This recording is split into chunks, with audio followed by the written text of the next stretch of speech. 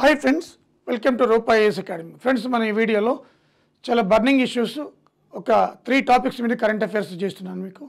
So before going to know that offline batch అది ఏపీలో కూడా కొన్ని వేకెన్సీస్ మనకి ప్రతి డిపార్ట్మెంట్ నుంచి వస్తున్నాయి. ముఖ్యంగా గ్రౌండ్ లెవెల్ వాటర్ది మధ్యకాలంలో ఏడబ్ల్యూజీఏఈ కొన్ని సర్క్యులేట్ కూడా అవుతున్నాయి, పేపర్లు కూడా రావడం చూస్తుంది. మనం కూడా టెలిగ్రామ్ గ్రూప్లో పెట్టాను.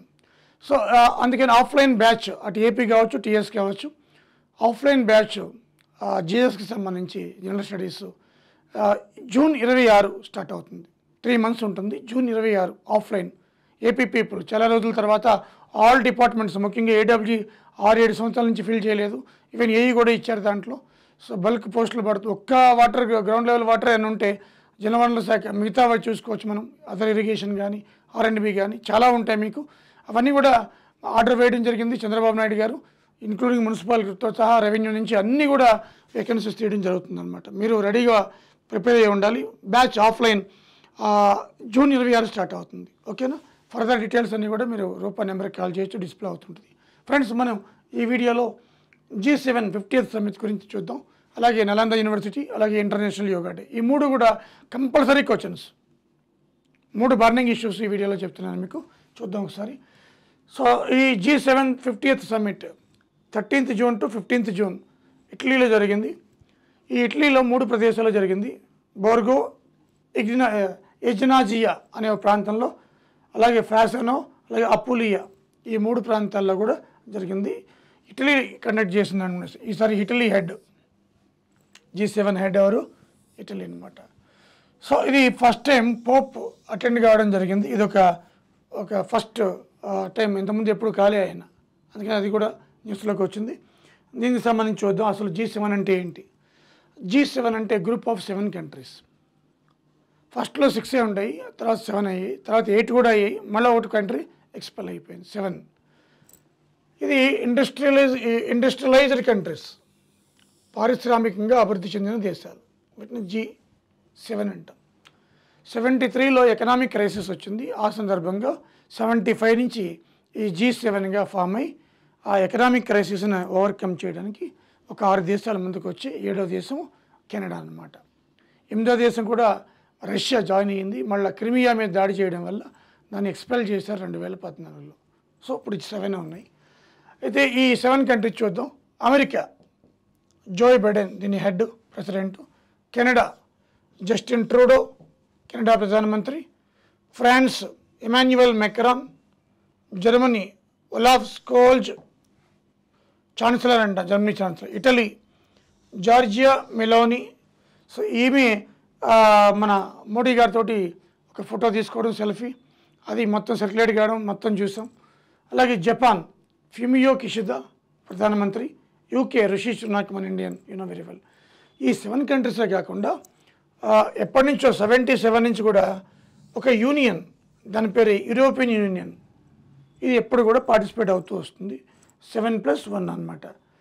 ఇది కంట్రీ కాదు, గ్రూప్ కాదు. ఉర్సులా వోన్ డెర్ లియన్ దీని హెడ్, ఉర్సులా వోన్ డెర్ లియన్. సో ఇవి G7 కంట్రీస్. అలాగే ఎప్పటి నుంచో పార్టిసిపెంట్ సిన్స్ 77 EU అనమాట, యూరోపియన్ యూనియన్. మనకి చూద్దాం. 98లో రష్యా జాయిన్ అయింది. క్రిమియా మీద యుద్ధం చేయడం వల్ల ఎక్స్పెల్ అయింది. ఇప్పుడు 7 ఉన్నాయి. ఈ G7 75లో దీన్ని లాంచ్ చేయడం జరిగిందనమాట. ఓకే, 76లో కెనడా జాయిన్ అయింది. ఇవి ముఖ్యంగా మన బ్యాక్గ్రౌండ్. మరి ఇప్పుడు ఎజెండా ఏంటి? 2024 ఎజెండా ఏంటి అంటే ఆర్టిఫిషియల్ ఇంటెలిజెన్స్. ఇది మానవాళికి ప్రమాదంగా మారకుండా ఏ విధంగా చేస్తే బాగుంటుంది, ఆర్టిఫిషియల్ ఇంటెలిజెన్స్ మీద ఫోకస్ పెట్టారు. అలాగే క్లైమేట్ చేంజ్ మీద కూడా ఫోకస్ పెట్టడం జరిగింది. అలాగే గ్లోబల్ సప్లై చైన్, దీని మీద కూడా ఫోకస్ పెట్టారు.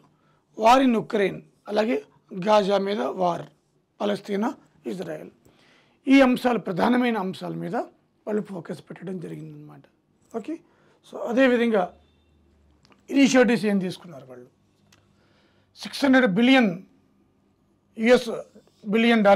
మొబిలైజ్ చేయడానికి వాళ్ళు ఇనిషియేటివ్ చేశారు టిల్ 2027. దీనివల్ల ఏదైతే అనుకున్నారో క్లైమేట్ చేంజ్ కానీ, సప్లై చైన్ కానీ, ఇవన్నీ కూడా నెరవేరుతాయి అన్నమాట. ఒక 600 బిలియన్ యుఎస్ డాలర్స్ మొబిలైజ్ చేయాలి ఫండ్. అలాగే promote India Middle East Europe economic corridor. So ఇండియాకి యూరప్కి అనుసంధానం చేయాలన్నమాట. Support to Lobito corridor Africa. ఇది లోబిటో కారిడార్, ఇది ఆఫ్రికాలో ఉంది లోబిటో కారిడార్. అలాగే మనకి లుజాన్ కారిడార్, ఇది ఫిలిప్పైన్స్లో ఉంది. అలాగే మిడిల్ ఈస్ట్ కారిడార్ అని ఇంకోటి కూడా ఉంది, అది కూడా ఈ కారిడార్ డెవలప్ చేయాలి, దాన్ని సపోర్ట్ చేయాలి కూడా, ఫైనాన్షియల్గా కావచ్చు, రాజకీయంగా కావచ్చు. అలాగే 325 యుఎస్ బిలియన్ డాలర్స్ రష్యన్ యొక్క అసెట్స్ ఏవైతే ఉన్నాయో అవన్నీ సీజ్ చేయాలి, ఫ్రోజన్. ఎందుకంటే రష్యా ఉక్రెయిన్ మీద యుద్ధం చేసి 2 years పైన అయిపోతుంది కాబట్టి అవన్నీ కూడా మనకి బ్యాన్ చేయాలన్నమాట. ఇది యూరోప్లో ఉన్న అసెట్స్ అన్నీ కూడా ఫ్రోజన్. అలాగే మట్టి ప్లాన్ అంటే ఏంటంటే 5.5 బిలియన్స్ యూరోస్ ఆఫ్రికన్ కంట్రీస్కి సహాయం చేయాలి. అలాగే hydrogen pipe line, Africa Europe మధ్య ఒక హైడ్రోజన్ పైప్ లైన్ కూడా తీసుకురావాలన్నమాట ఇవి. అలాగే 50 యుఎస్ బిలియన్స్ ఉక్రెయిన్కి సహాయం చేయాలన్నమాట, సహాయం చేయాలి. అలాగే ఆఫ్రికన్ డెవలప్మెంట్ గురించి కూడా, ఆఫ్రికన్ డెవలప్మెంట్ దీనికోసం కూడా వాళ్ళు దీంట్లో తీర్మానం చేశారనమాట, ఆఫ్రికా దేశాల డెవలప్మెంట్ కోసం. ఇప్పుడు ఆఫ్రికాలో అండర్ డెవలప్డ్ కంట్రీస్ ఉన్నాయి కాబట్టి ఆ డెవలప్మెంట్ కోసం కట్టుబడి ఉన్నారు. ఇవి ఇండస్ట్రియల్లీ డెవలప్డ్ కంట్రీస్ కాబట్టి. అదేవిధంగా నెక్స్ట్ ఒక టాపిక్ అయింది, G7 గురించి చెప్పాను ఎగ్జామ్ పాయింట్ ఆఫ్ వ్యూలో. రెండో టాపిక్ ఏంటంటే మనకి Nalanda university, prime minister Modi గారు ఇనాగిరేటెడ్ నలంద యూనివర్సిటీ. ఇది new campus, new Nalanda campus.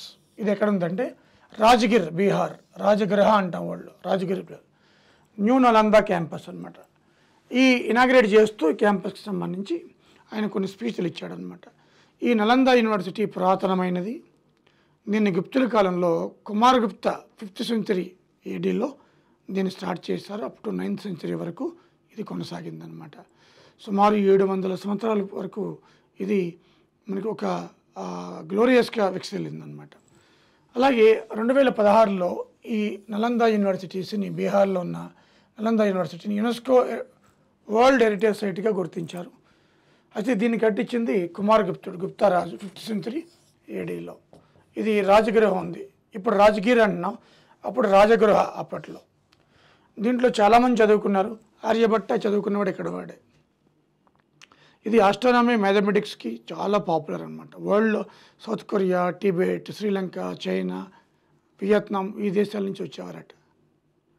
10,000 మంది కెపాసిటీ, ఇది 10,000 మంది అట. అంత గొప్ప యూనివర్సిటీ అనమాట. దాన్ని కొత్త క్యాంపస్ పెట్టారు. ఎలాగా? నెట్ జీరో గ్రీన్ క్యాంపస్లో భాగంగా, నెట్ జీరో గ్రీన్ క్యాంపస్ అనమాట. ఓకేనా? అలాగే మనకి ఇంకా పాత యూనివర్సిటీస్ ఉన్నాయి. నలంద తర్వాత వడ్డమాన్పుర యూనివర్సిటీ అనమాట, ఉద్దండపుర యూనివర్సిటీ. దీన్ని పాలా డైనస్టీ కింగ్ గోపాల, ఇది 2nd oldest నలంద తర్వాత. విక్రమశిల యూనివర్సిటీ, ధర్మపాలుడు, ఇది కూడా పాలా డైనస్టీ. ఈ 3 కూడా ఓల్డ్ అబ్బా, పాతవి.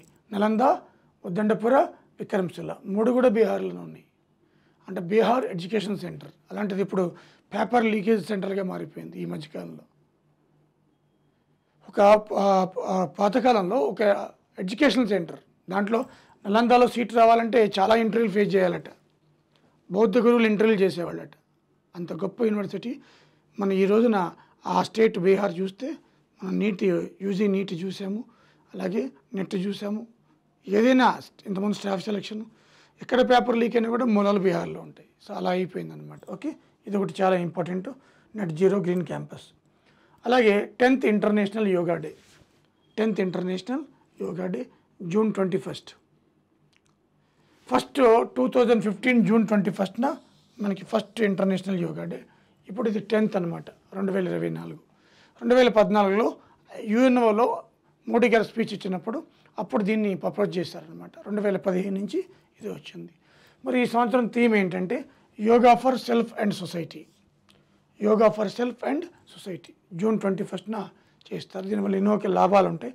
ఈసారి PM గారు మోడీ గారు దాల్ లేక్లో ఆయన పార్టిసిపేట్ చేశాడు. జమ్మూ కాశ్మీర్ దాల్ సరస్సులో ఆయన పార్టిసిపేట్ చేయడం జరిగింది. అందుకని మనకి ఇది న్యూస్లోకి వచ్చిందనమాట. ఓకేనా? సో థీమ్ ఏంటి? Yoga for self and society. Okay, so ఇది ఫ్రెండ్స్ ఈ 3 కాన్సెప్ట్లు. అలాగే న్యూ ఆఫ్లైన్ బ్యాచ్ June 26 మనకి ఏపీపీఎస్సి టీఎస్పీఎస్సి కంపల్సరీగా మనకి 3 months ఉంటుంది. ఈలోగా నోటిఫికేషన్స్ అన్ని కూడా తెలంగాణ కానీ ఆంధ్ర కానీ మనకి ఒక లుక్ వస్తాయి కాబట్టి don't miss it. So thank you friends, thank you very much.